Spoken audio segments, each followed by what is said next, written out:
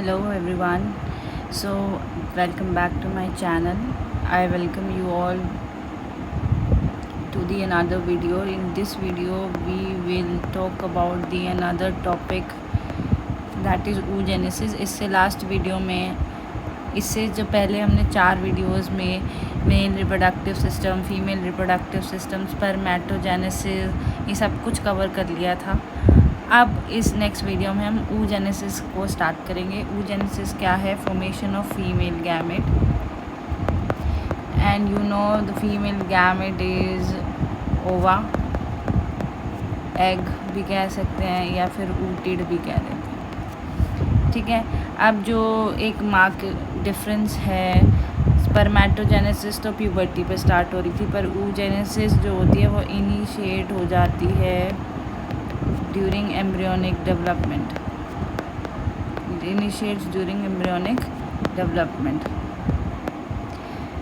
Okay, अब इसमें similarly हम जैसे हमने स्पर्मेटोजेनेसिस में बात की थी वैसे ही एक पीजीसीज होते हैं, प्राइमोर्डियल जर्म सेल्स, जो यॉक सैक से माइग्रेट कर जाते हैं oogonia में during 5th week of pregnancy और ओवरी में जाके oogonia बना लेते हैं।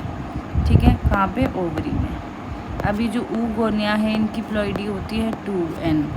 अब ये पहले सबसे पहले जैसे similar to spermatogenesis they will undergo mitosis and will increase their number.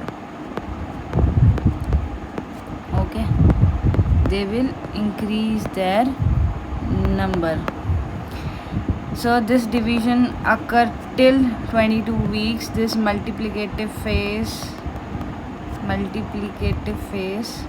in which the oogonia increases their number by mitosis. ये सिर्फ 22 हफ्तों तक होगी, उसके बाद no more oogonia are added. ठीक है, इसके बाद 22 हफ्तों तक की डिवीज़न होगी, उसके बाद जितने बन गए, उसके बाद और कोई oogonia ऐड नहीं होता। कपल ऑफ मिलियन ओगोनियाज बन जाते हैं। ठीक है, उसके बाद बर्थ के बाद कोई और oogonia ना तो बनेगा ना तो ऐड होगा। ठीक है, ये जो फेज़ था दिस वाज मल्टीप्लिकेटिव फेज़। तो कुछ सेल्स तो अनडिफरेंशिएट रह जाते हैं, कुछ सेल्स क्या रह जाते हैं? अनडिफरेंशिएट। वो अनडिफरेंशिएटेड सेल्स क्या बना लेते हैं? Granulosa cells. इनका क्या सिग्निफिकेंस है वो अभी भी थोड़ी देर में उसके बारे में बात करेंगे। और कुछ क्या हो जाते हैं? डिफरेंशिएट और आगे ओवम बनाने चल देते हैं। तो डिफरेंशिएट होंगे, सेल में सेल का साइज़ इंक्रीज़ होगा, साइटोप्लाज्म एक्यूमुलेट होगा और वो क्या बना लेंगे? Primary oocyte। प्लॉइडी अभी भी इसकी 2n है। क्रोमोसोम्स की बात करें तो 44 + XX। ठीक है, उसके बाद प्राइमरी oocyte में मियोसिस 1 होगी। अभी जो मियोसिस 1 है ये स्टार्ट तो हो जाती है, पर प्रोफेज 1 के डिप्लोटीन स्टेज पे ये अरेस्ट हो जाती है by a factor known as oocyte maturing inhibiting factor which is secreted by the granulosa cells। तो granulosa cells होते हैं वो ओमिफ रिलीज़ करते हैं जो इसको यहाँ अरेस्ट कर देता है। ठीक है, उसके बाद ये जो गर्ल चाइल्ड है उसका बर्थ हो जाएगा, बर्थ के बाद उसका चाइल्डहुड होगा, चाइल्डहुड के बाद उसकी प्यूबर्टी आएगी। ये अभी भी प्राइमरी oocyte ही है जो इस फेज़ में अरेस्टेड है। प्यूबर्टी पे किसका लेवल बढ़ेगा? गोनाडोट्रोफिन्स का, दैट इज़ FSH। FSH की वजह से किसका प्रोडक्शन होगा? ईस्ट्रोजन का, और ईस्ट्रोजन ओमिफ को रिमूव करवा देगा, जिसकी वजह से ये जो मैच्योरिंग इनहिबिटिंग फैक्टर था ये हटने की वजह से प्राइमरी oocyte की फर्स्ट मियोटिक डिवीज़न का कंप्लीशन होगा, कंप्लीशन ऑफ मियोसिस 1। कंप्लीशन होने की वजह से अब प्राइमरी oocyte से क्या बनेगा? एक सेकेंडरी oocyte और एक बनेगी पोलर बॉडी, प्राइमरी या फर्स्ट पोलर बॉडी। ओके, अब ये मियोसिस 1 कंप्लीट हुई है तो इनकी प्लॉइडी हो जाएगी NN 22 + X 22 + Y। ठीक है, ये पोलर बॉडी बहुत छोटी सी होती है। ये जो सेकेंडरी oocyte होता है ये रिटेन कर लेता है cytoplasm, maximum of the cytoplasm, और पोलर बॉडी के पास कोई साइटोप्लाज्म नहीं होती।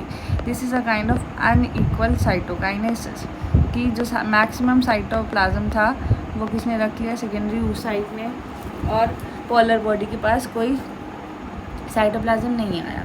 तो ये किस लिए नेसेसिटी है, न्यूट्रिएंट रिच साइटोप्लाज्म आगे जो भी डिवीजन्स या जो भी आगे नरिशमेंट प्रोवाइड करने में हेल्प करेंगे। प्राइमरी बॉडी का क्या फेट रहेगा, ये हो जाएगी degenerate. Okay, now the meiosis 2 will be started in the secondary oocyte, but it will get arrested at metaphase 2। Arrest हो जाएगी और ये इसी फॉर्म में रहेगा। और अगर स्पर्म की एंट्री होती है, फर्टिलाइजेशन होता है, स्पर्म एंट्री होती है, तो स्पर्म की एंट्री के बाद into the cytoplasm of the egg it will activate the anaphase promoting complex and will break the metaphase promoting factor. जो उसको मेटाफेज पे अरेस्ट करके बैठा था, इसको कराएगा ब्रेक और एपीसी को एक्टिवेट करा देगा, जिसकी वजह से अब इसमें क्या हो जाएगी, meiosis 2 कंप्लीट हो जाएगी and it will form ovum and a second polar body. Again it will be a unequal cytokinesis। ठीक है, सॉरी एक्चुअली यहाँ x कर लो, यहाँ बाय मिस्टेक y आ गया। तो इसका भी 22 plus x, this is also 22 plus x, if this also will get degenerated. Okay, तो जो ओवम बना है वो कब बनेगा, स्पर्म की एंट्री के बाद, अदरवाइज वो सेकेंडरी oocyte स्टेज में ही डीजनरेट हो जाएगा। Okay, so this was all about the oogenesis। अब उसके बाद हम फॉलिकल्स के बारे में बात करेंगे। ये हमने सिर्फ और सभी oocytes की बात की है, तो मैं एक बार रिपीट कर देती हूँ। oogenesis स्टार्ट हुई थी एम्ब्रियोनिक डेवलपमेंट के टाइम पे। इसमें पीजीसीज थे जो यॉर्क सैक से माइग्रेट कर गए थे 5th वीक ऑफ प्रेगनेंसी में या जेस्टेशन में। ओवरी में oogonia बना रहा था। पहले इसका मल्टीप्लिकेटिव फेज होगा, जिसमें 22 हफ्तों तक ही, जब girl child is in her mother's womb, तब 22 हफ्तों तक ही डिवीजन होगी, मल्टीप्लिकेटिव फेज होगा। कपल ऑफ मिलियन oogoनियाज बन जाएंगे। 22 हफ्तों के बाद कोई और oogonia नहीं ऐड होगा उसमें। फिर कुछ तो अनडिफ्रेंशिएट रह जाएंगे जो ग्रैनुलोसा सेल्स बना लेंगे, और कुछ डिफ्रेंशिएट होकर प्राइमरी oocyte बना लेंगे, साइज इंक्रीज करेंगे, साइटोप्लाज्म बढ़ाएंगे। इसकी प्लॉइडी अभी भी 2n है। फिर meiosis 1 स्टार्ट हो गई, पर वो प्रोफेज 1 के डिप्लोटिंग स्टेज पे अरेस्ट हो गई। फिर उसी प्राइमरी oocyte अरेस्टेड फॉर्म में ही वो बर्थ ले लेगी गर्ल चाइल्ड, फिर उसका पूरा चाइल्डहुड निकल जाएगा। प्यूबर्टी पे गोनाडोट्रोफिन्स का लेवल इंक्रीज होगा, FSH जो किसकी सिक्रीशन कराएगा, ईस्ट्रोजन की। ईस्ट्रोजन ओमिफ हटा देगा और कंप्लीशन हो जाएगी meiosis 1 की। meiosis 1 की कंप्लीशन होगी तो प्राइमरी से सेकेंडरी oocyte बनेगा और एक छोटी सी पोलर बॉडी बनेगी। This is example of unequal cytokinesis. यहाँ पे सिर्फ हमें प्लॉइडी को हाफ करना था। मैक्सिमम साइटोप्लाज्म तो सेकेंडरी oocyte ही रखेगा जो आगे नरिशमेंट प्रोवाइड करेगा। The polar body will get degenerated. फिर सेकेंडरी oocyte में meiosis 2 स्टार्ट हुई, बट वो मेटाफेज 2 पे क्या हो गई, अरेस्ट हो गई। And it will wait until the sperm enters and activates the anaphase promoting complex and inactivates or break the metaphase promoting factor, तभी कंप्लीट होगी। स्पर्म की अगर एंट्री नहीं होती है तो जो ये सेकेंडरी oocyte स्टेज में ही रह जाएगा। अगर एक क्वेश्चन मैं आपसे पूछ रही हूँ कि जो फर्स्ट पोलर बॉडी है वो कहाँ बनी है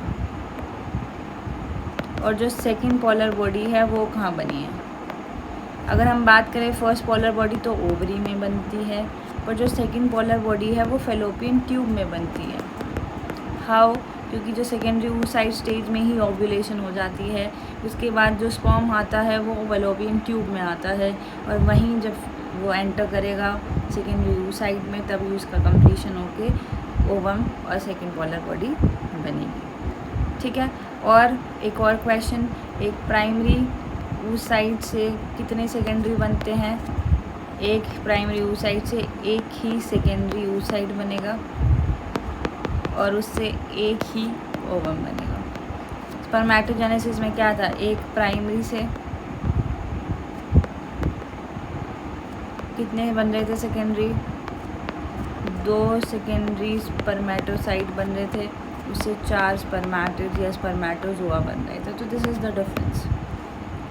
okay, so this was about oogenesis. अब हम थोड़ा फॉलिकल्स के बारे में बात कर लेते हैं, दैट इज़ फॉलिकुलोजेनेसिस.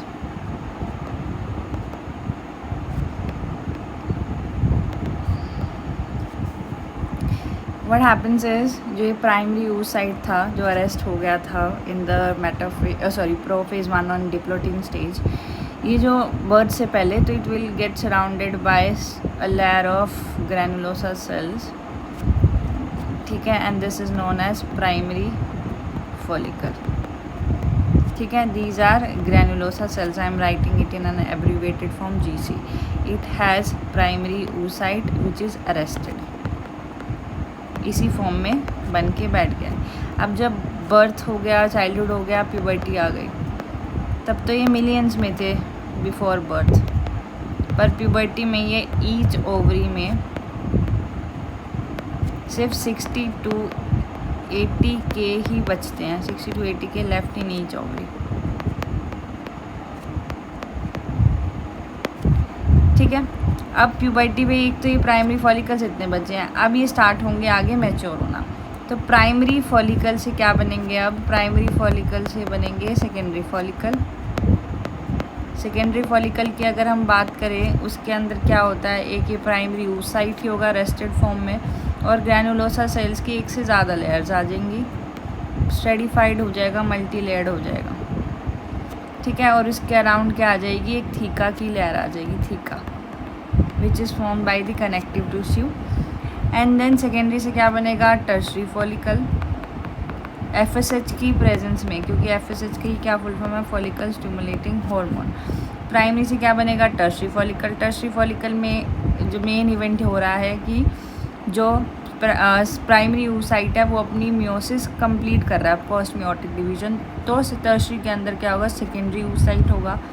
साथ साथ इसमें एक कैविटी आ जाती है जिसमें फ्लूइड फिल्ड होता है, लिकर फॉलिकुलाई. साथ में ये ग्रैनुलोसा सेल्स ही होंगे, okay. These are the granulosa sales.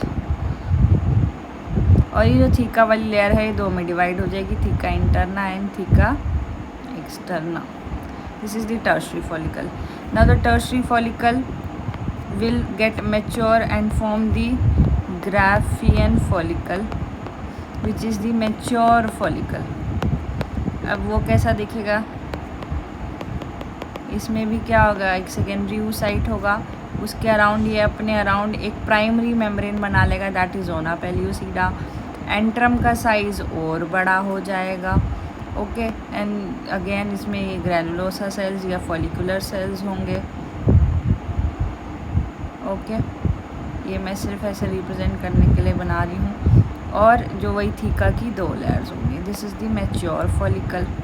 तो इसमें हमने क्या देखा, टर्शरी में तो सेकेंडरी oocyte आ गया है, एक कैविटी आ गई है एंट्रम जिसमें फ्लूइड फिल्ड है, और थीका हो गए डिवाइड दो में, थीका इंटरना और थीका एक्सटर्ना. और जो ग्राफियन फॉलिकल था इसमें हमने देखा वही एंट्रम क्या हो गई, एनलार्ज, ठीक है. एक हमारे पास लेयर आ गई ज़ोना पेल्यूसिडा, जो किसने बनाई है, सेकेंडरी oocyte ने बनाई है, ठीक है. सेकेंडरी oocyte ने बनाई है. और ये ज़ोना पेल्यूसिडा कैसी होती है, नॉन सेलुलर होती है, कोई सेल्स नहीं होती इसके अंदर. किसकी बनी होती है, ग्लाइकोप्रोटीन की बनी होती है, okay. So these are the follicles. Let's read it from the NCERT and you will get a clear picture of what we have studied till now. So I have my NCERT open. So let's read it. Okay, let's read it. So the process of formation of female gamete is known as oogenesis. ये different होती है spermatogenesis, क्योंकि ये initiate हो जाती है during embryonic development, that's what we studied. Couple of million gamete mother cell जैसे oogonia बन जाते हैं within each foetal ovary, हमने पढ़ा था 22 हफ्तों तक. उसके बाद कोई और oogonia नहीं बनेगा और ऐड होगा बर्थ के बाद. ये सेल्स डिवाइड करेंगे और डिवाइड करेंगे, माइटोसिस होगा और फिर उसमें मियोसिस होगी, ठीक है. डिवाइड करके क्या बनाया, और oogonia, फिर उसमें क्या हुई, डिफ्रेंशिएशन हुई, प्राइमरी oocyte बना, और प्राइमरी oocyte फिर किसमें चली गई थी, मियोटिक डिवीजन में, मियोटिक में प्रोफेज 1 के डिप्लोटीन। जो प्राइमरी oocyte था वो किससे सराउंड हो जाता है, ग्रैनुलोसा सेल से, और क्या बना लेता है, प्राइमरी फॉलिकल। ठीक है, अभी प्राइमरी फॉलिकल बहुत सारे होते हैं, पर बर्थ के बाद प्यूबर्टी तक आते आते बहुत सारे क्या हो जाते हैं, डीजनरेट। और प्यूबर्टी पे सिर्फ कितने बचते हैं, 60,000 से 80,000 फॉलिकल्स बनते हैं हर एक ओवरी में।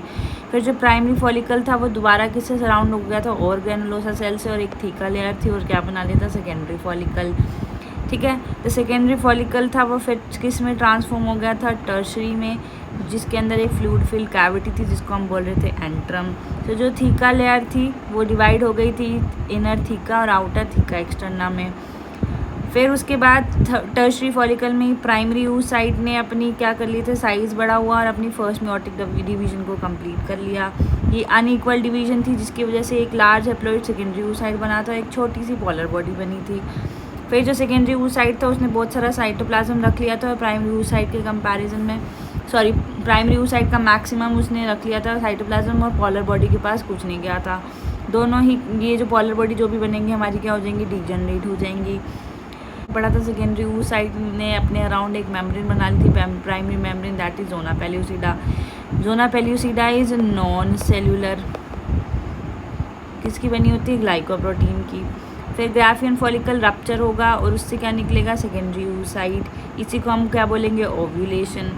अगर स्पर्म आता है, स्पर्म आएगा तो इसमें मेटाफेज प्रमोटिंग फैक्टर को ब्रेक करेगा, एपीसी को कंटिन्यू कराएगा, और इसकी म्योसिस 2 कंप्लीट हो जाएगी, और क्या बनेगा, ओवम या फिर ओटेड, और एक सेकंड पॉलर बॉडी जो फिर वो भी क्या हो सकती है, डीजनरेट। यहाँ से देखते हैं, ठीक है, यहाँ से देखें तो ऊगोरिया थे, कपल ऑफ मिलियन बन गए थे, माइटोसिस, फिर उसमें डिफ्रेंशिएशन हुआ, क्या बने, प्राइमरी oocyte। प्राइमरी oocyte के अंदर क्या हुई, फर्स्ट मियोटिक डिवीजन स्टार्ट हुई थी, पर ये अरेस्ट हो गई थी कौन से पे, प्रोफेज 1 के डिप्लोटीन पे। ठीक है, फिर उसके बाद ये जो प्राइमरी oocyte, ये बर्थ हो गया बच्चे का, चाइल्डहुड निकल गया प्यूबर्टी पे। प्यूबर्टी पे क्या हुआ था कि प्राइमरी फॉलिकल किस में कन्वर्ट हुए, सेकेंडरी में। फिर टर्शरी में जाके इसकी फर्स्ट मियोटिक डिवीजन कंप्लीट हुई थी, तो सेकेंडरी oocyte और एक पहली पॉलर बॉडी बनी थी।